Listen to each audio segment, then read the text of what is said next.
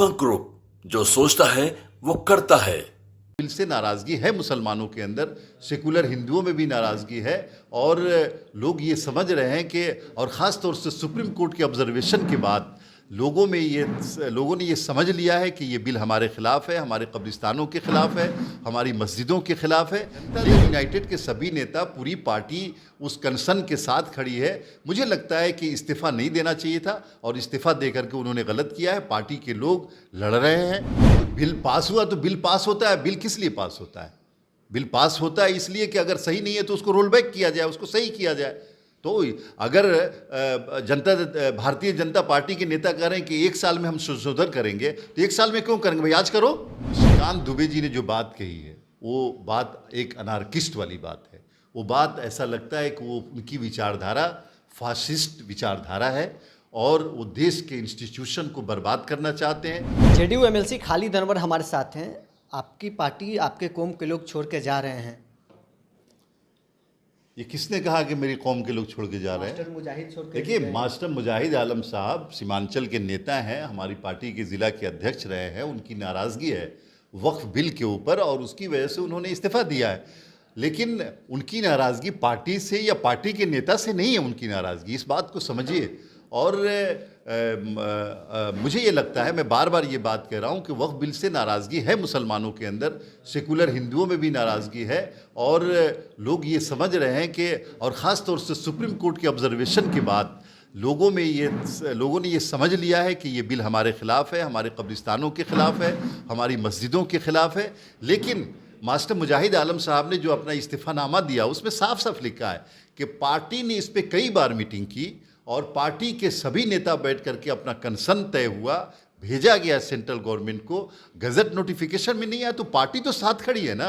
Janata Dal United के सभी नेता, पूरी पार्टी उस कंसर्न के साथ खड़ी है।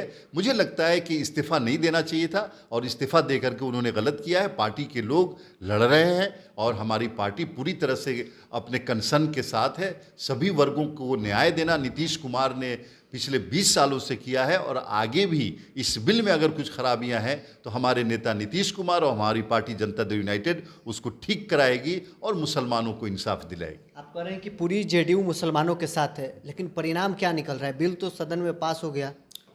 नहीं, बिल पास हुआ तो बिल पास होता है। बिल किस लिए पास होता है? बिल पास होता है इसलिए कि अगर सही नहीं है तो उसको रोल बैक किया जाए, उसको सही किया जाए।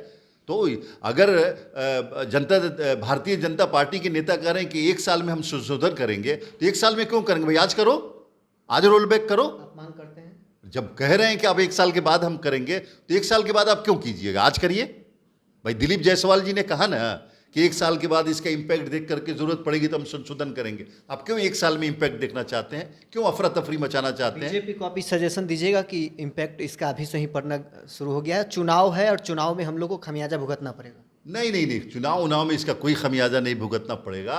लेकिन चूंकि हमारे नेता नीतीश कुमार का ये तरीका रहा है कि सभी वर्गों के साथ न्याय हो, किसी के ऊपर जुल्म ना हो, तो अगर इस बिल में उनको लगता है और सभी लोगों को लग रहा है, स्टेक होल्डर्स को लग रहा है कि उनके साथ ज्यादती हुई है, सुप्रीम कोर्ट ने अपने ऑब्जर्वेशन में कहा है कि ये गलत है, तो कल की बात क्यों है, आज करिए। आपके सहयोगी दल के सांसद तो अब सर्वोच्च न्यायालय पर भी टिप्पणी कर रहे हैं।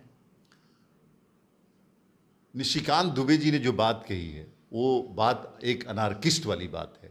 वो बात ऐसा लगता है कि वो उनकी विचारधारा फासिस्ट विचारधारा है और वो देश के इंस्टीट्यूशन को बर्बाद करना चाहते हैं। वो चाहते हैं कि संविधान फाड़ दिया जाए, वो चाहते हैं सुप्रीम कोर्ट बंद कर दिया जाए, वो चाहते हैं पार्लियामेंट बंद कर दी जाए और वो हिटलर नामा को यहाँ लागू करना चाहते हैं। ऐसे लोगों की सोच देश की कोई भी पॉलिटिकल पार्टी कबूल नहीं करेगी और हिंदुस्तान में और हमारे राष्ट्र में इस तरह की सोच के लिए कोई जगह नहीं है।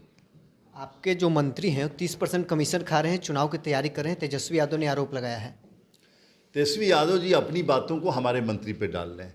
नीतीश कुमार की ईमानदारी पे कोई शक नहीं कर सकता और उनकी ईमानदारी, उनकी छवि, उनकी सरकार, उनका करियर बेदाग है और बेदाग रहेगा। तेजस्वी यादव जी इस तरह का आरोप लगा करके सूरज पे थूकने की कोशिश कर रहे हैं, खुद उनके करियर पे इससे असर पड़ेगा। तो चलिए, जेडीयू एमएलसी खालिद अनवर हमारे साथ थे। क्या कुछ इनका कहना था आपने सुना है। बहरहाल स्कूल में इतना ही, आप बने रहे न्यूज़ 4 नेशन के साथ।